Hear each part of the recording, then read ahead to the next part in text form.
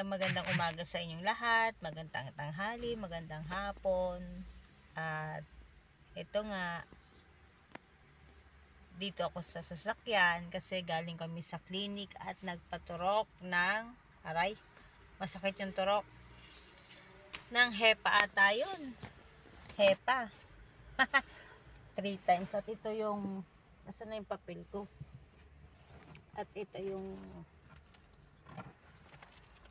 papel ko, yan. Maganda lang kasi dito kasi inaasikaso ka talaga. At maganda rin yung napuntahan kong employer kasi caregiver ako at ang inaalagaan ko ay isang matanda, isang lola.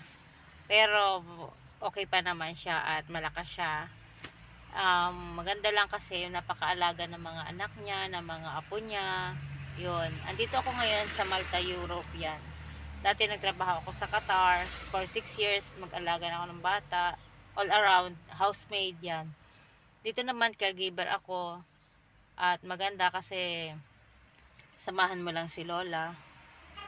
Yan, manood ng TV, maglaba din. Para lang landing na sa sariling bahay, yan, ganyan.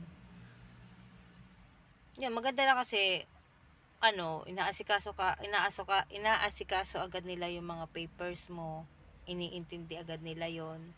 Kaya yan, katulad ngayon nagpa-medical uli ako, nagbalik uli ako kasi dati galing na ako sa clinic tapos nagpa-medical uli ako ngayon kasi na-expired na ata yung turok ko. Ang maganda pa dito sa tinurok sa akin, hepa yata yung hepatitis ganyan is kapag natapos mo yung 3 session ngayon, tapos balik ako after 1 month, April 8, tapos balik ako na September, after 6 months, September 8, is valid siya for 15 years. O, diba?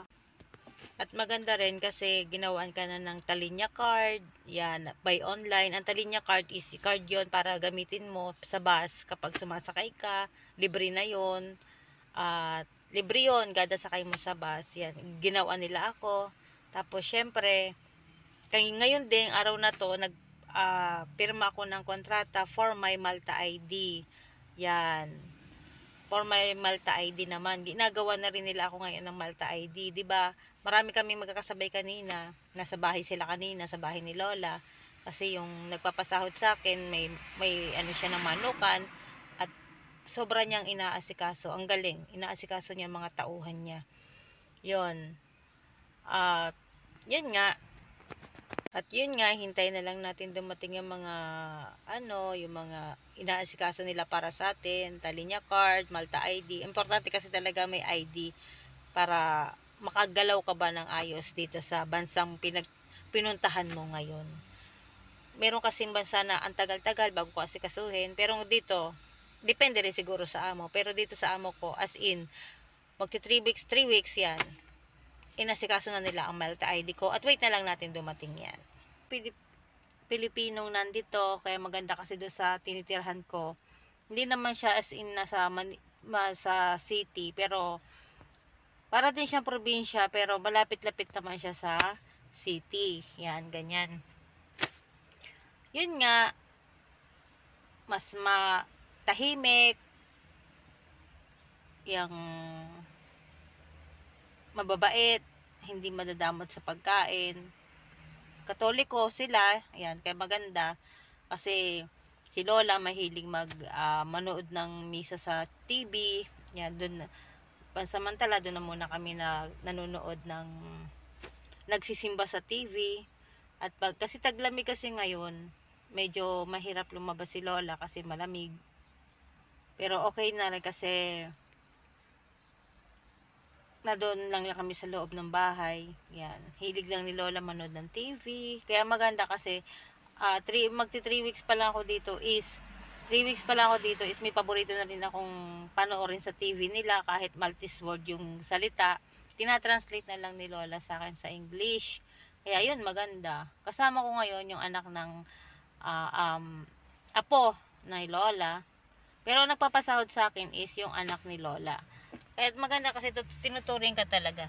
Kung mapapansin nyo sa Facebook ko, pag nagpo-post ako sa Bella Magkawas, yan yung FB page ko, paki-follow na lang din. may nagko-comment doon mga ibang lahi na babae. Doon sila yung anak ni Lola. Kaya maganda kasi na-appreciate nila ako at sobrang na-appreciate ko kung ano yung ginagawa nila sa akin. Yan, ito yung lugar, ito yung Malta. Ganito yung mga bahay para din sa Saudi. Pero mas maganda dito kasi open country. At ang maganda pa diyan, itataboy ka may day off. Kami, lahat dito may day off. Kaya pa maganda, itataboy ka pa talaga nilang mag-day off. Kaya yun ang maganda sa kanila. Yung pag hindi ka nga mag-day off, sasabihin pa nila na mag-day off ka. Yan, i-enjoy mo yung buhay mo. Enjoy mo lang, mamasyal ka, ganyan. O 'di ba? Napaka iba doon sa pinanggalingan ko. Even na naging masaya din naman ako doon sa bansang pinanggalingan ko sa Qatar kasama yung mga bata, mas naano kong mas maganda dito.